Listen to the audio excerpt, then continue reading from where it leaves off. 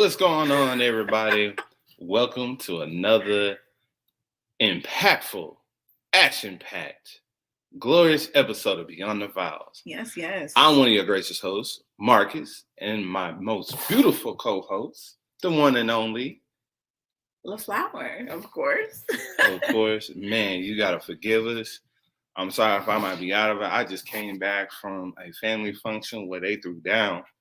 My wife was in the kitchen. We had crab, shrimp, we had steaks, we had everything. Had a whole bunch of family members over. We were celebrating actually her brother's birthday. Shout out to Cliff out there in College Station. Turned to be 3-0. Congratulations, Yes. happy birthday to you. Shout out to all the family we got there in Sugarland, the Browns. Appreciate y'all for hosting the party and everything. Yes. All the friends and family that was able to make it out. I appreciate you guys. Love you guys dearly. Be safe on the way back in your travels. So yeah, I ate up and man, he got the itis, y'all. Delicious, he got the itis. Like man, shit, we had to hustle and bustle to get back here, man. We was not ready, you know what I'm saying, to leave and come back home. But of course, we had to get on here, and we couldn't let down our faithful fans up here on Beyond The Vowz. Yes, all our miss faithful followers, and those that are looking forward to all this awesome content we got on. So we had to make it back here. So what you got for us, babe? Well, guys, tonight's show, we decided to, because I know for the past couple of weeks, we've been talking about sex expectations. We've been talking about relationships. We've gotten into some really sticky topics. And so tonight, we really just wanted to kind of put a little bit more of our story out there because it's definitely one for the books, right?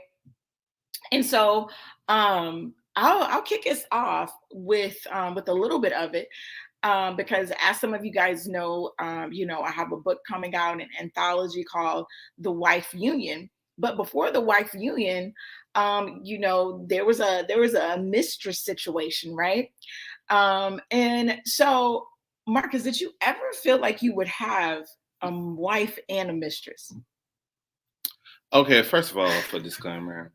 Sorry, family and friends. We about to be very transparent about our relationship. There might be some things that y'all didn't even know yourselves. Y'all might find out. Right. So y'all might want to tune in to this. You know what I'm saying? It's very interesting, very telling. A lot of ins and outs, ups and downs, and it's really a roller coaster ride of how this thing started between this lady and I. But no, to answer your question, I did not know at the time. I was probably 27, 28 years old. I was in a marriage, and no, I did not expect to have a mistress. Yes, your boy Marcus had a wife and a mistress at the same time. So what did that feel like with you having a wife and a mistress? Hey, Mom, what's going on? What's up, y'all? Boy, y'all about to get it tonight. Well, guys, I will say. So I'm gonna tell you how it is. Okay. So like I said, I was 27, 28 years old. I was married, and I think I was married for probably a couple years at this time. And I was working, had a family, had some children that were brought into the relationship. You had a blended family. A blended family with my ex-wife at the time, who was my wife at the time. She had children. I had one that was outside of our relationship that I had prior to. But anyways, so I was married. We were married for a couple of years, had a family and all that. And just to be totally transparent about it, I was working at a communication company at the time. It's a pretty big company. And at the time, it was very demanding of my time. And I worked a lot, had a lot of overtime, constantly just at work, wasn't at home. Mm-hmm. And as you guys know, Beyond The Vowz, as with the show, it's talking about not only when the honeymoon is over, when the hustles and bustles of life actually happen, how do you hold things together? Right. And I was young, although people like, damn, you weren't that damn young. But I was young in the marriage life. I was on it for a couple years. And uh, my wife at the time, she was working and she was in school. I was working a lot of hours. So basically, we kind of got occupied with work and extracurricular stuff and didn't really focus on the marriage and on the relationship. And so, Well, we can pause right there really quick so we can, have everything, like we said, full mhm. circle. So at the time that Marcus and I met, like he said, he was in a relationship. I was married as well. Um, and you're right. It's like when two people are working You're gonna have towards. to explain, like when you say you're married, were y'all living together, were Oh you yeah, sure, sure. separated? So we had a blended family. Um, I'm pretty sure most of you guys know my ex-husband, or some of you guys don't know my ex-husband. You can He give was a names. huh? You're not gonna name drop, are you? No, I'm not name Oh, I'm dropping. about to say. Well, I would just say we were totally opposite, right? I was well, they say, total opposites attract. Opposites attract, he was doing certain things, he was incarcerated for a bit, just different things, guys. But I wanted to just sit right there because I think that before the infidelity started, before any of that stuff started, um in both marriages, it was two people distracted by life, right? Two people getting distracted by life and not um continuing to focus on each other. Because I had my goals, he had his goals. Um, I'm pretty sure Marcus had his goals, his ex-wife had her goals. And when you're so focused on your individual goals, it can take away from your couple goals, and that can open up a window for things to happen. So, guys, if you're tuning in tonight, definitely like and share. Like I said, tonight's episode is more of a story time where we're just gonna, let you guys a little bit more into our story, because if you see us now, you would have no clue how this thing started, right? Or that we were even. It was it was a crazy storm, crazy. It was a whirlwind. Okay, and so what do you think about when two people are working towards their individual goals more than they work towards their relationship goals? So, I mean, we're living proof that we're not just on here saying and preaching to the choir, preaching to you guys on what you should do, and we haven't gone through the fire and haven't done it ourselves. Right. So, I just want to say, as beautiful as you might think this relationship is and how good it is, it didn't always start off and it wasn't always that way. We came out of the mud and created something good that's meaningful and wonderful between us. But we did start off rocky. What was your question? About when two people work more on their Oh, individual okay. goals than Yeah. the couple goals. So of course, when you're in a relationship, it's no longer you and I. It's us together. It's Right. we. We have a common goal. But like I said, just being totally transparent, a lot of people on here in their marriages have issues coming together and for a common goal or a common good. You're gonna have individual goals. Some person might be in school, somebody might be working here, somebody might be trying to get a promotion here, Right. somebody's going for this and that. And so it's gonna take you in different directions. But the whole point is you're in a marriage, you're one flesh, you're coming together as one. You can't get so occupied outside of the house that you're losing focus inside the house. And that was what was going on with me. It was nothing that I could, looking back, to say that, that she did something wrong or I did something wrong. We just took our eyes off of each other and started focus on individual goals, individual promotions, and trying to go out, get out here, as they say, get the bag. And we forgot that, hey, we gotta come together and make this a marriage, like make this a relationship. Like, what are we doing all this stuff outside the house if we're not getting along, if we're not focused, if we're not even talking to each other? Right. Oh, that's pretty much it. You can't be so occupied outside the house that you can't focus on your relationship and focus on each other and come together and have a good, meaningful marriage, a good, meaningful relationship. Right, right. And I definitely agree. And it's hard because so many of us get together before we reach that pivotal point in success. You know, we've been talking about that on the show. It's like, can you love me when I'm down? Can you love me before I get the bag? And one of the struggles that a lot of us face is, okay, let's focus on rising up or leveling up individually, but how do we maintain this marriage while we're doing it at the same time? And so now me and Marcus know sometimes sometimes it's a give and take. Sometimes he's helping push propel me to the next level and he's taking a back seat. Then sometimes I'm helping push him to the next level, giving him the freedom to work overtime, to do all the things that he needs to do to get us to that next level. But it's extremely hard for both of you guys to to focus on your individual goals at one time. It's really hard. Or, you know, in my instance, I was in my case, and I tell my ex-husband this, I tell him, like, I don't blame him for anything. I don't blame him for anything. I blame myself for not being worthy enough. I blame myself for staying with someone who cheated on me. I blame myself for staying with someone when he had an outside baby on me. I blame myself for not feeling worthy enough, you know, to love myself enough. I blame myself for those things. I blame myself for for marrying him in the first place when I knew that he wasn't. I knew we weren't equally yoked.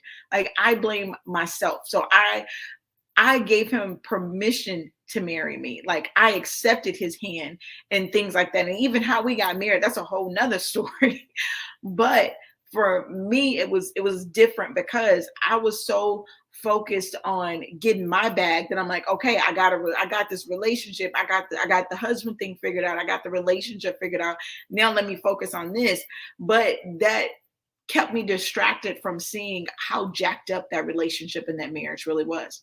And that's that. So when me and Marcus met, y'all, oh my gosh, we met at work, and I literally couldn't stand him. Like, I couldn't stand him. I thought that he was the most cockiest guy ever. I thought he was overly confident and things like this. And at the time, both of us, we were, you know, still married. We didn't want to have anything to do with each other. How about you, Ben? Yeah, that was pretty much in a nutshell. Basically, we're trying to lay down the groundwork of how all this stuff happened. Okay, for me, like I said, me and my wife were not on good terms. We were almost like two ships passing in the night. If you've ever been in that situation with your spouse, that the communication is kind of broken down. You're existing in the house, but you're not thriving in the house. Mm-hmm. So that's where I was, and since I was already at work, that's where I kind of got my peace and my a place where I can go and relax and all that and get away from being at home was at work. I was constantly always at work. Um, I was there first, and then Flower came in with this class of new hires, and in this particular area, there's not too many females that are there. She stuck out, a lot, and like I said, we weren't vibing at first. We did not get along. I noticed all the guys were like, "Man, who is this? Who is this? Who is LaFlower? Who's this Flower?" And I'm like, "Who?" And then they were pointing out. I'm like, "Man, nah," because she used to come in, y'all. And I mean, she might have to shed light on her whole what she was doing, but she would come in. We started early in the morning. We're in the office building in a kind of like a meeting room while everybody comes in and we meet together in the morning. Get to it, Marcus. She would come in and just be like her head down, coat over her head, just like she sleep. She out of there. And I'm like, oh, why does this girl always coming in here tired, procrastinating, just looking like she just bummy, basically? I was just like, dang, is she sleeping and living out of her car? Is she stripping at night? Is she walking the streets at night? Like, what's she doing? Like, why she come in so goddamn tired? And I let her tell that why, but it was just like it stuck out to me. I'm like, why is she always coming in tired? But everybody used to be like, man, Flower this, Flower that, and I was like, yeah, whatever. Well, you Okay. know, I was coming in tired because I was waiting to get on with this company. But at the same time, again, my ex-husband, he was incarcerated on and off, you know, throughout our relationship and our marriage. And so at that time that I got on with that company that I had been waiting to get hired on with, he was incarcerated. So it was me, a single mom, taking care of the three kids, you know, working crazy hours with this new company. And it was hard. It was hard. And part of that time I was sleeping in my car, you know, during, you know, a portion of that. Struggles of a single mom, So right? yeah, it's like people would never know. But you know, that's what I was going through at that time. So yeah. So she kind of has to tell this part, but like I said, this is how we saw each other. First impressions was not good in between us. Between us, you know, I thought she was just kind of. What did I think? You know how like you could be in a setting, everybody's just kind of hyping up this person. You looking at them like, yeah, no, like, And plus, I wasn't really focused so much on her. I was still working, doing all my thing, having issues at home in the beginning, so I wasn't really focused on her. And then she's out here trying to hustle, provide for her kids, get her life going, and get her life together. So maybe she can tell. I can't remember how exactly we because like I said, we were kind of like almost like So we not were on the on same bad vibes. terms, y'all. I went out on leave because my husband came back, and we got into it. You know, there was an altercation.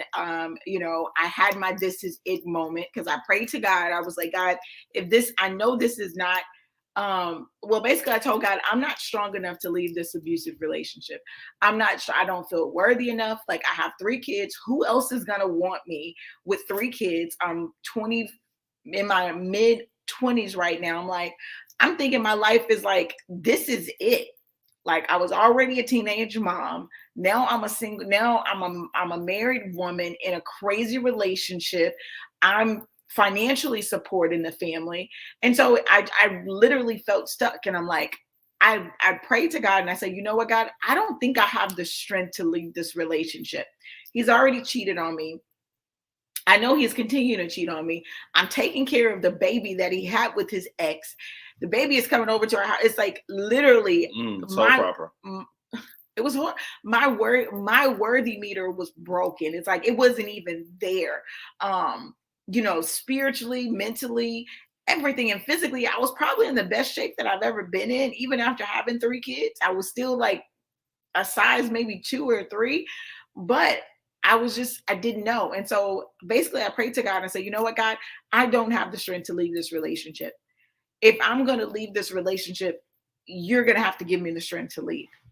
And so a couple months later, an incident happened where, you know, my children saw some abuse in the relationship. And I'm like, you know what? I can't do this. I can't do this. I'm not like I had that line drawn in the sand. I'm like, if you cross this line, I'm leaving. And so I ended up leaving and I went out on leave because you know I'm just like I'm a mess. I was totally torn up emotionally. And I'm like, I need a break. So I went out on leave from work, you know, a stress leave to just figure out how am I gonna get my life back together once again, you know. And now I'm not just a single mom of two. Now I'm a single mom of three because I had a baby from this marriage. And when I came back from leave, um, you know, me and Marcus, we knew each other, we knew of each other, but we never had actual conversations, right? Because we had these, you know, these preconceived notions about each other. So when I came back from leave, we had like this little, you know, in most workplaces, you have some type of chat system or communication system, you know, within the workplace. And so one day Marcus hit me up on chat and I'm like, what does he want? Like, why is he even messaging me? But one day he hit me up on chat and I think he was just saying, hey, how's it going? You know, I see you've been out for, you know, just on some friendly stuff. And I'm like, oh, well, he's not as much of a arrogant butthole that I thought he was. And we just, you know, I really found out like I really had a lot in common with him. And so it really just started off on some cordial friendship type of stuff. You know, from the beginning. So yeah, so let me go ahead and have a disclaimer here. We are not advocates of extracurricular activities or stepping out or having extramarital relationships outside of. Right. We're just going through our testimony and what we went through. Yes, we've done a lot of things in our relationship, and that's why we're able to say like what you can and shouldn't do, and how you can help yourself not get to this point in your relationship. Right. So look at that, sure. But No, we totally are. It's no, it was like I said, it was. I'm not condoning at all. So I came back from leave. Marcus was still married. I was on the brink of I was separated from my husband when I came back. And no, I wasn't no woman out here looking for anything. I was just literally focused on how do I get my life back together. So, and this is what we're talking about. It has nothing to do with sex. Let's get this. I know y'all and then thinking about sex and all this. It wasn't even like that. This is where you can get caught up is in the mental stimulation and intimacy mentally Right. can be just as much as the physical. Right. Because like I said, we started, I guess, chatting, we started talking, we started as friends, really got past the part of I don't like her, I don't like him, oh, he's not arrogant, or she's not lazy and a bum, that she's actually pretty cool, he's pretty cool. We're actually vibing, getting along. We're expressing what's going on in our relationships. We were actually genuinely there for each other, going through what we were going through. At my time, like I said, I wasn't really conversating, and like I said, I'm not making any excuses because I'm happy. You need to work it out with your spouse. You need to talk things out. You need to go through therapy. I was going through therapy with my wife at the time.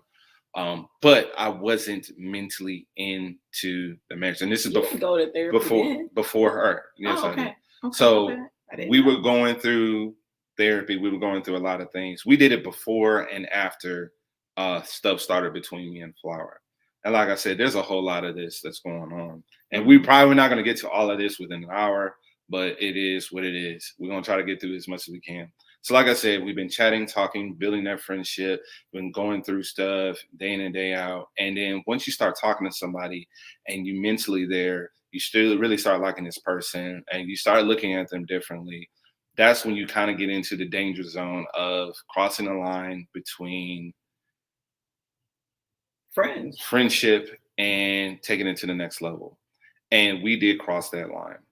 And so that's why I'm saying you have to be very careful with those relationships, women and men out here in your marriages, when you have those relationships at work and when you have them out in different places. You know, Right. you're like, oh, I just have a friend, I have a buddy I can confide in. Eventually, it could lead to other things. It only takes one And instance if or you one have somebody situation. here mentally, they're invested in you mentally, the physical is the next step. So it's like you really have to be careful who you're talking to and what you're talking about. And like I said, we were just airing all our dirty laundry out with our relationships, with our feelings, how we were going through. And like I said, then it's just like our relationship kindled and it got stronger and stronger as we went. And so, as you can tell, it put us in kind of a awkward position, especially for me. You know, she was already separated from hers, but I still was living with my wife and also carrying on an extracurricular relationship with LaFlower. And, you know, and I know she's like, I'm not a home wrecker, but during this period of time, it's like you can't help sometimes how you feel and what you go through in relationships, be it right or wrong. Right. So I was actually juggling two relationships. I was juggling my work relationship with LaFlower and also trying to maintain a marriage at home. And I can tell you it's exhausting. I'm not an advocate of it. You shouldn't do it. It never ends well at all. I don't care how long. I had a friend, and not that I looked up to him that any means, and this is not where I got it from. This man had carried on an extracurricular a relationship for like 15, 20 years. And like his wife, I think she knew because I've been around him and she kind of had that look and kind of way she responded and interacted with him. She might have had a clue, Mm-hmm.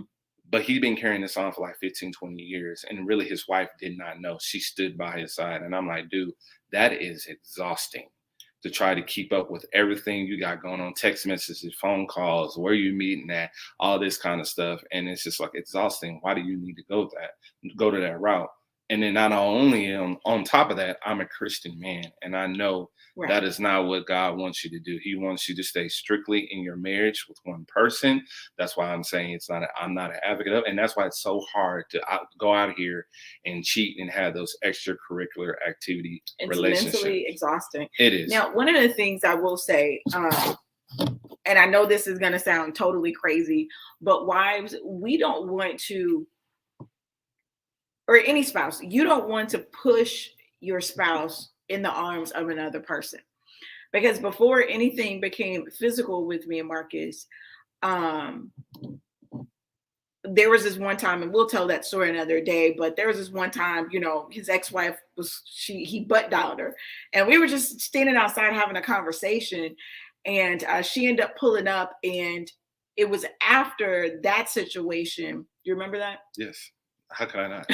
But do you remember that it was like an episode of Cheaters? Right. It was like after that situation, because of her emotions and stuff like that, we hadn't done anything. We were still just friends, but we were getting closer.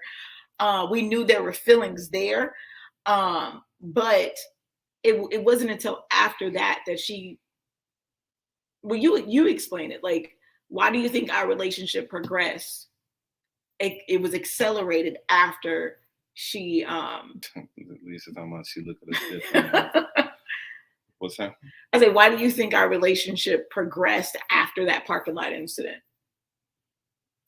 Because at that point we hadn't, we weren't intimate, nothing happened. I don't honestly at that time,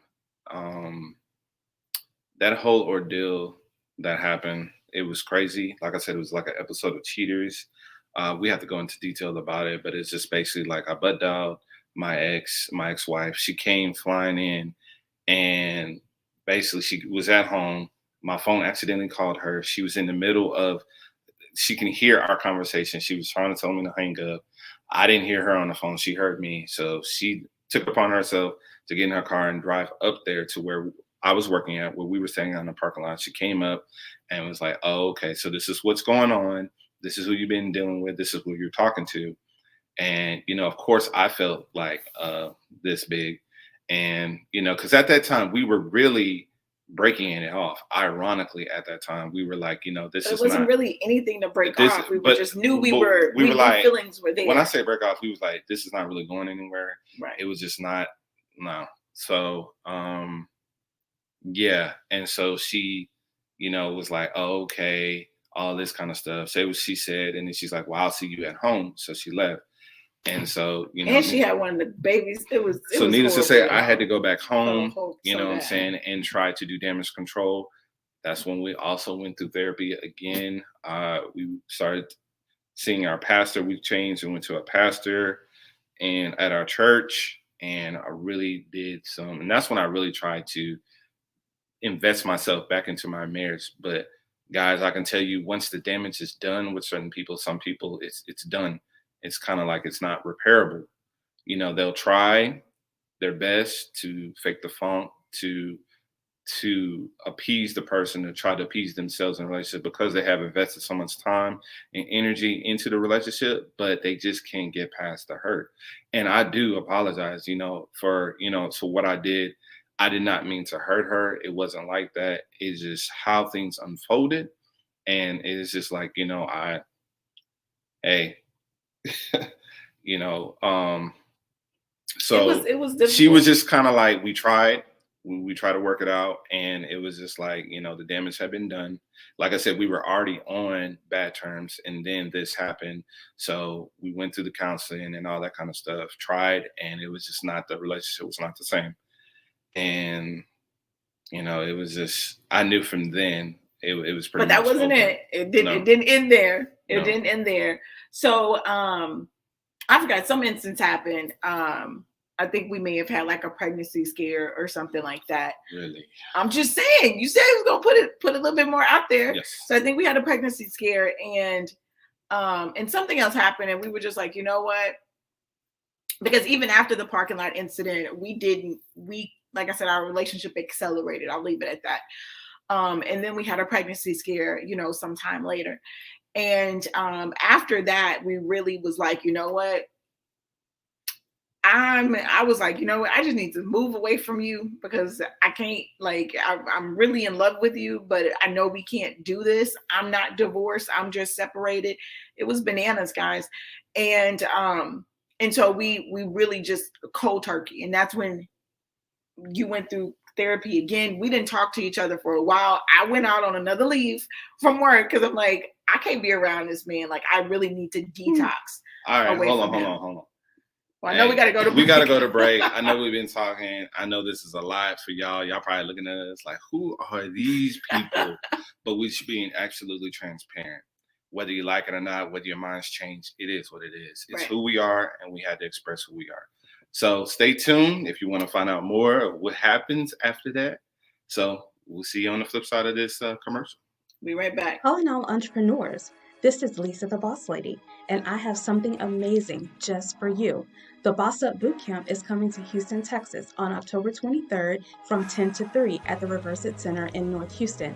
If you're an entrepreneur, if you want to be an entrepreneur, if your business needs a boost, this is the event for you.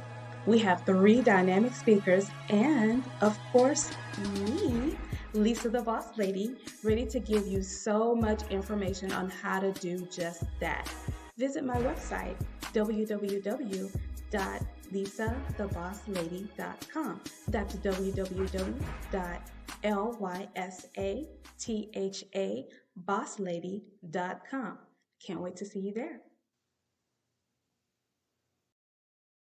Love it. Like, y'all better go register for the Boss Up Boot Camp. Please do. Please do. So, also, guys, too, hold on, babe. We need some more likes. Y'all got to give us some more thumbs up. We out here showing our naked butts out of here, telling you how this started, what we went through.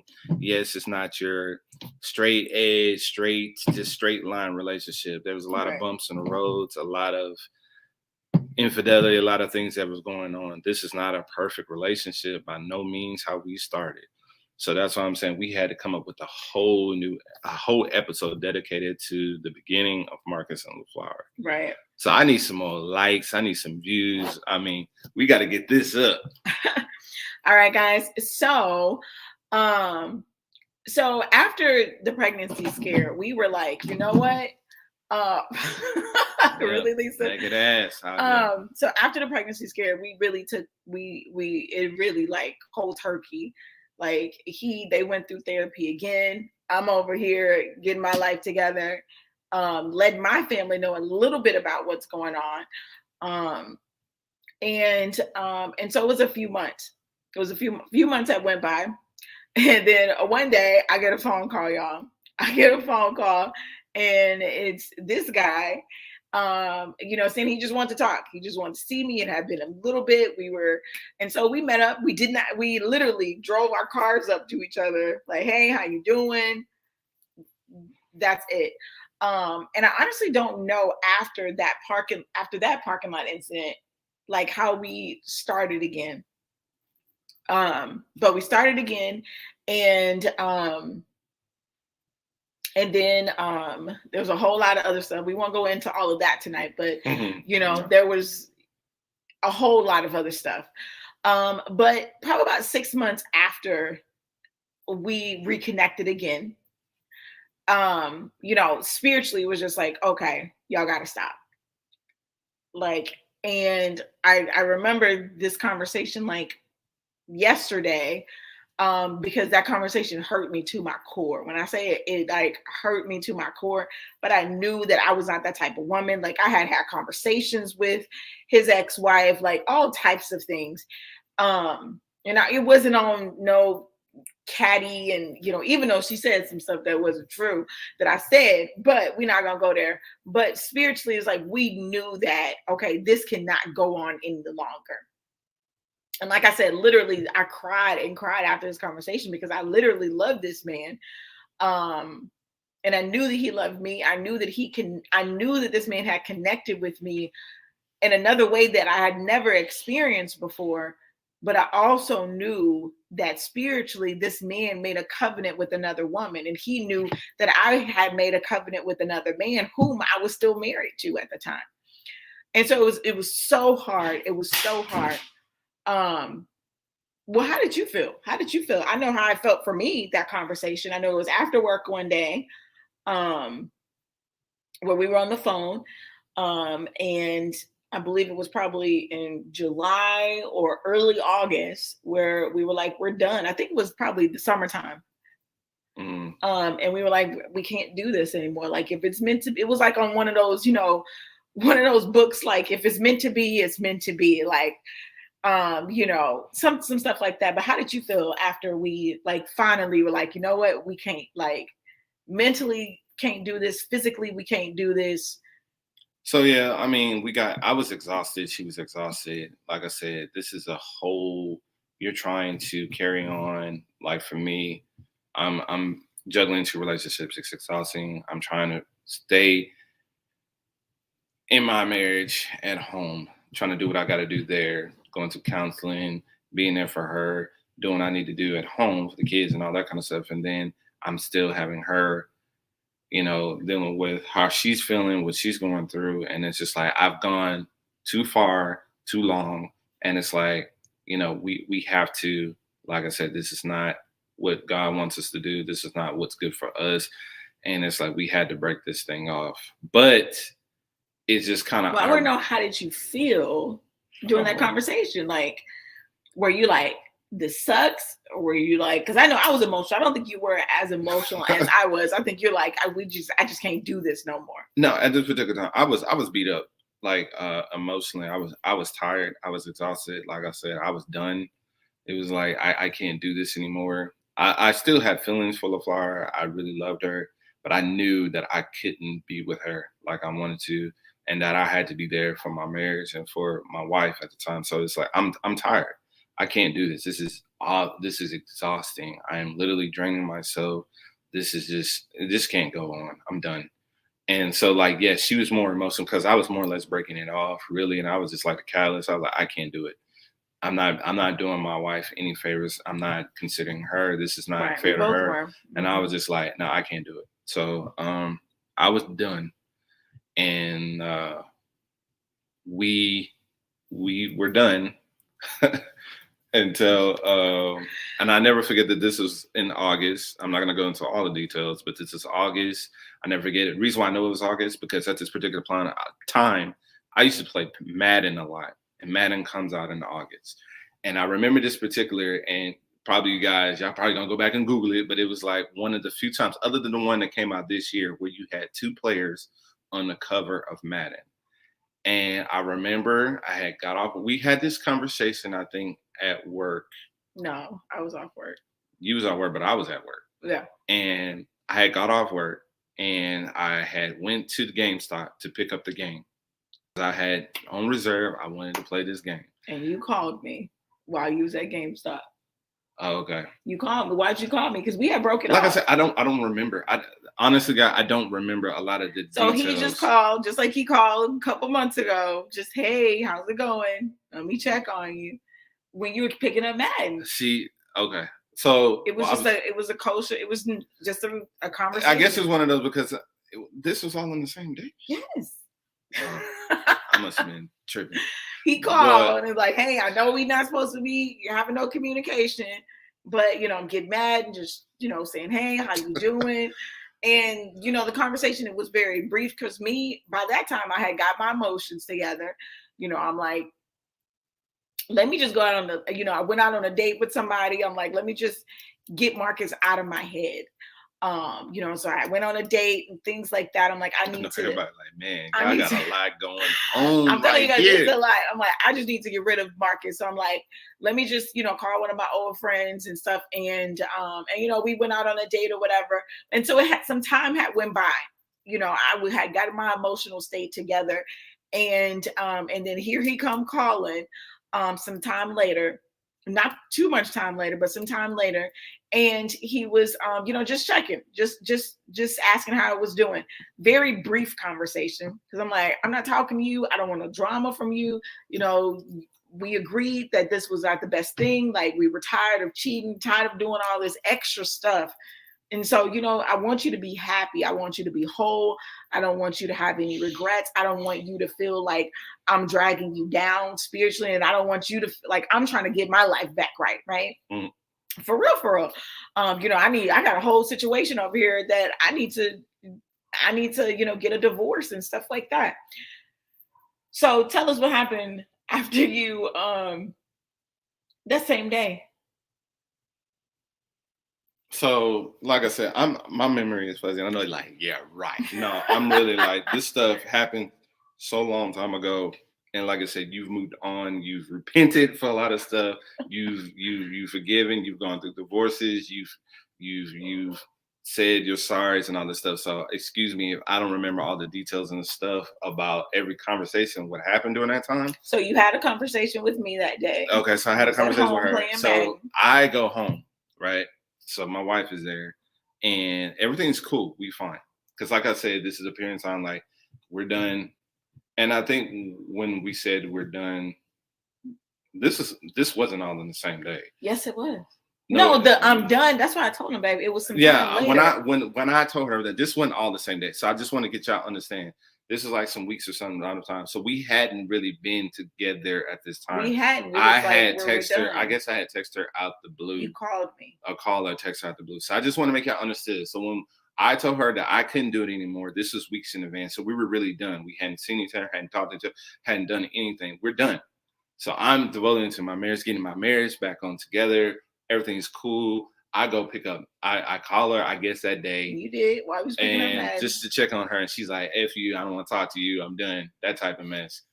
So, I was like, I don't want. So she's like, "You're done. You told me you're done. I'm done." I guess that's how it was. So I was just like, "Okay, fine." So I'm at home, and I'm playing Madden. Like I said, everything I'm trying to get my marriage. Everything's cool at home. So I'm playing Madden. I'm in the front room. I'm in my living room playing Madden, right? So next thing I know, my wife comes down the hall. I hear her coming down, and she throws my phone at me, y'all. And, she's like pretty much saying, "I'm sick of this ish. I'm sick of her. You know what? I want you to get out of my house. I'm done. I'm over." I'm like, "What are you talking about?" Because I'm in my mind, I'm like, I'm not even dealing with her. We haven't talked. We haven't done anything. So, all right, you want to wrap it up there until next time? Yeah. So she throws the phone at me, and I'm just like, all in all, like, what is that? And she's like, I'm sick of this. I'm done with this. I tried to make this stuff work. It's not working. You're still talking to her. I want you out this house now. You got to leave. And I'm just like, y'all, I'm like a deer caught in headlights, because I'm like, I know for a fact, I'm like, I'm not doing anything right now. So what is going on? So part 2 coming up. We're going to leave it there. Man, yes. We're going to leave it there. So again, this stuff was coming out in the next book already. So we just giving you guys, insight into how it started. So I know that some people say, cheaters can't have a successful relationship. And I'm not saying all cheaters can, but I do know that me and Marcus have fought hard. Me and Marcus have fought hard. Yeah, cliffhanger, Lisa, to get where we are at now. Because just from understanding where we come from to seeing where we are now, it's been work.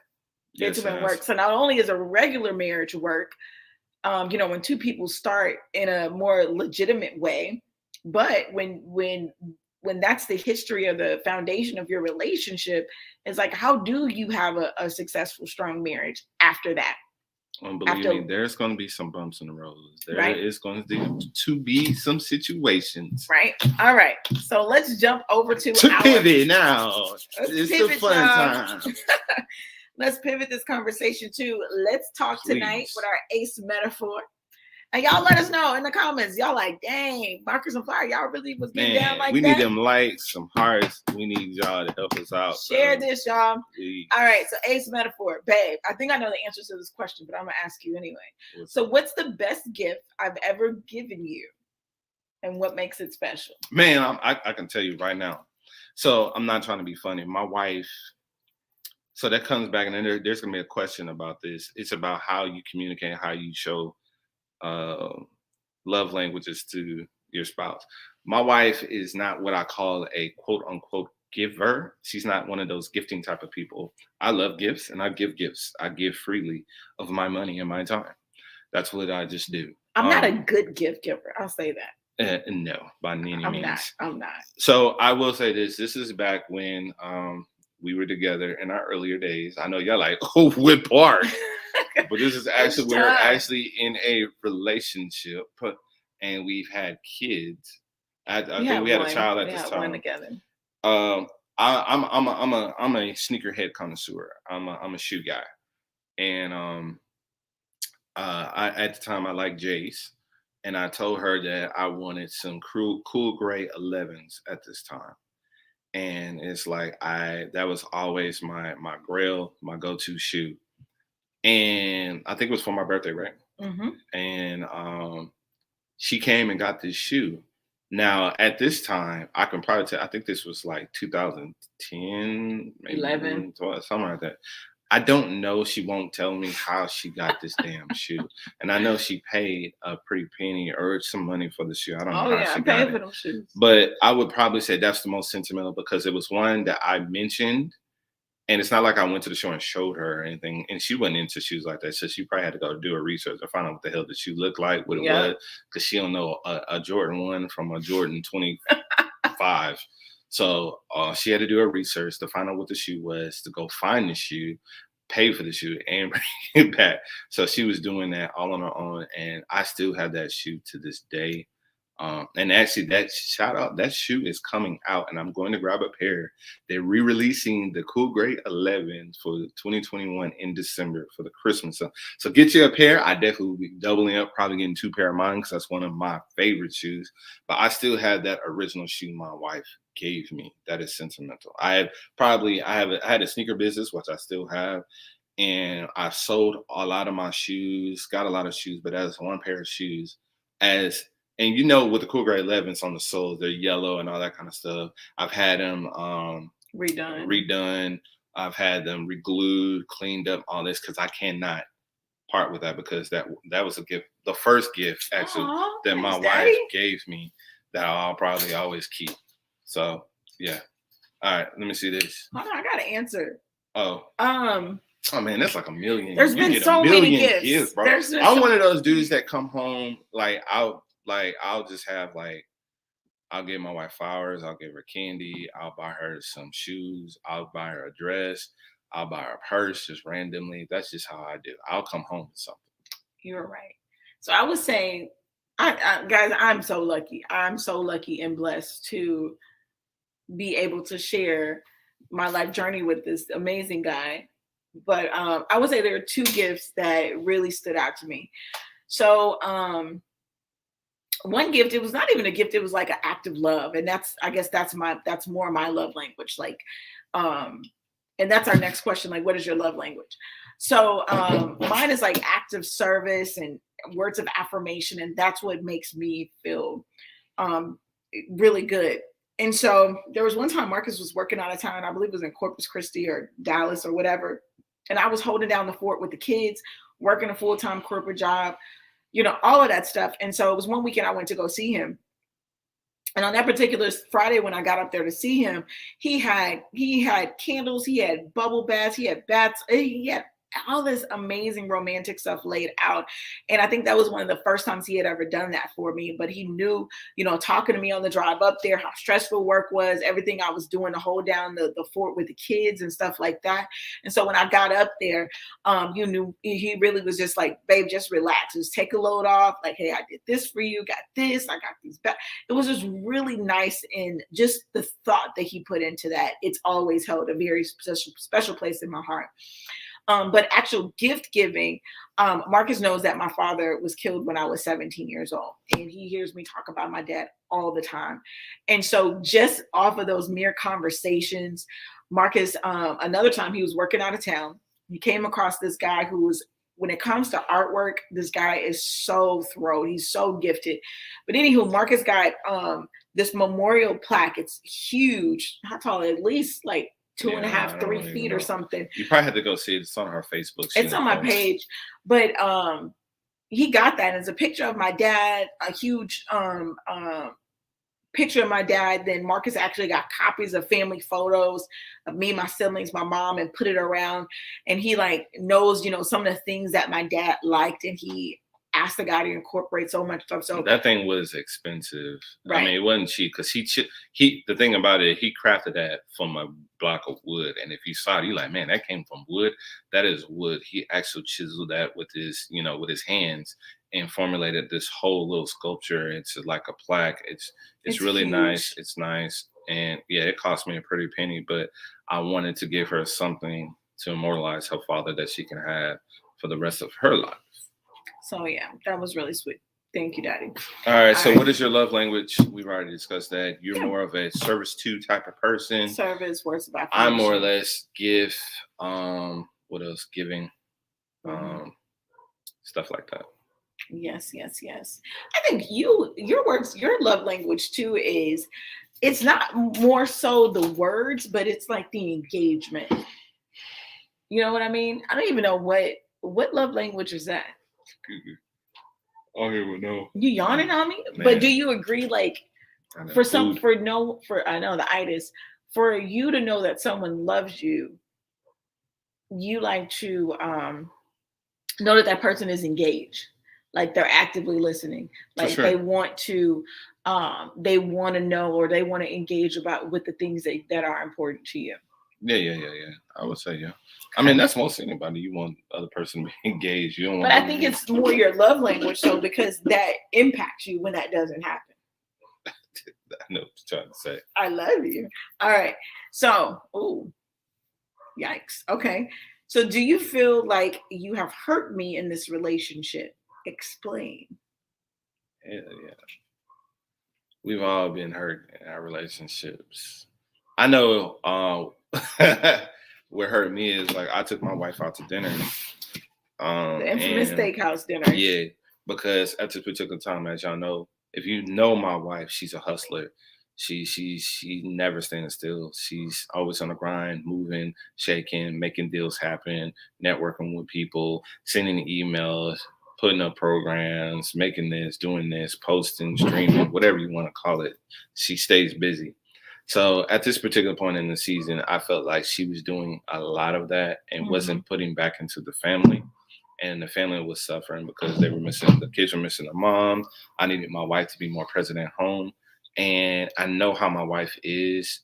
During this particular time, she was kind of on, I'm gonna be honest, she was on, to me, like some selfish stuff. She was like Team Flower at this time. Like, I gotta go. So I had to slow her down. And one way is, I would say, fellas, to get your wife to focus is take her out of her element, take her out to eat, set the mood right. If you want to have a conversation with your wife where it's not so hostile, I'll say that advice. Just take her out somewhere, get her out of her comfort zone, take her out. Y'all can go to a movie, go get something to eat, and just have dialogue.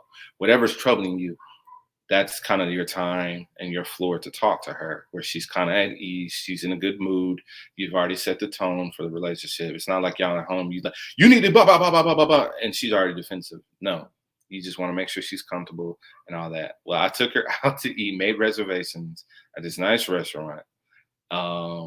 We go there, we sit down. It's quite crowded. I explained to my wife in a nice, calm tone, like I'm talking right now. Wasn't yelling, wasn't going in. And explain to her how I felt and how I felt like, she's doing a lot outside the home. I want her to spend more of her time inside the home to help out, with the kids and do this. And my wife went crazy on me. It was like we had a explosion because she didn't like what I said to her. I didn't like how she responded to me. And we were having this silent, whispering argument in this crowded Steakhouse. 5-star restaurant, and we're literally within 6 feet of other people, and we're like, "What is your problem? What? Why are you? What? No, that's not what I meant." And it's like they looking at us like, "What are they talking about?" So We didn't even eat. I was It really like, hurt ridiculous. because I was really pouring out my heart. I had ran out of options. I was just like, dude, the family's suffering. There's stuff going on. I got to talk to my wife. And the time that I'm setting up the meal, taking her out, doing all this stuff, trying to make her feel, she just goes crazy on me. And of course, she admitted later on that she did not handle that situation correctly. She was actually in her feelings and she was on some selfish mode. She will tell you that. But that's the time when she really hurt me in our relationship because I was really expressing myself, like pouring out. And she was just like, I don't give a damn what you're talking about. I'm still going to do what I do. You just don't appreciate me. Like, I don't support her. And I'm like, are you serious? Right. Oh, yeah, that was, and we've told that story before about the steakhouse dinner, and how that was. And actually, this year in 2021, we actually went back to that restaurant to redo that memory. Food wasn't as good, but we didn't eat it the first time either. But for it to be a, we literally argued. He took our order. He took our order, went and he brought the food out, but we were so just frustrated and mad that once we were done, we were like, we're just gonna get it to go. So we pretty much wasted that whole entire time, the reservation, all that stuff to get the food, to pay for the food, didn't even eat it and took it to go. And I'm probably sure when we took it to go, we barely even ate it when we got home. Right. So right. I would say the one time I feel like you really hurt me, and guys, this is not rehearsed. These are real questions that we pull out. But I would say when we were on the brink of divorce, because in our family, we've always, even though we have a blended family, it's never been, him, my kids, his kids, things like that. But when we were on the brink of divorce, I don't even know what triggered that argument, or maybe this was the steakhouse was a part of that too. I don't know. I know, but I guess that was the first time that Marcus made he really made me feel small in the relationship, or like I didn't contribute to the relationship, because I believe at the time I had left my previous corporate job. And so Marcus was fully supporting the family outside of, my side businesses and stuff like that. But they weren't generating enough money to really, maintain the household. And so I was like, that would be one of the times that really hurt, because we talked about me transitioning. We know that it was a spiritual thing. We know that, we had talked about this. He knew that this was coming, but because we did not have a good, strong financial foundation, and we were not on the same page in a lot of things. That argument pushed him to that point of sharing that with me, or even going to that point. And that really hurt. And so, it's hard for, women in relationships too. And like, this is why women don't want to, this is why women have private bank accounts. This is why women do so many things, because you don't want your spouse to ever feel like you're not contributing, right? You don't want your spouse to ever feel like they're in all of this by themselves, right? But after that, we went to counseling, we talked about it, we did all those things, we were able to get past it. But with that conversation we had at Perry's, and it was I said the restaurant, that conversation we had at that place, it was the exact same thing. I'm like, this is why I go so hard, because I never want you to say that I'm not holding my weight in the relationship financially. It was hard because I'm like, this is what you told me that I shouldn't be doing, but now you're mad because I let off the gas, and now you're frustrated. So yeah, it's been a lot. These relationship cards have been going deep. Yeah. So getting ready to wrap up. If y'all want to find out more how our relationship started, all the stuff that's going on, please tune in next week. What happened after she brought him the phone? Yes. Tune in next week to find out the ending of how we got started. Happened.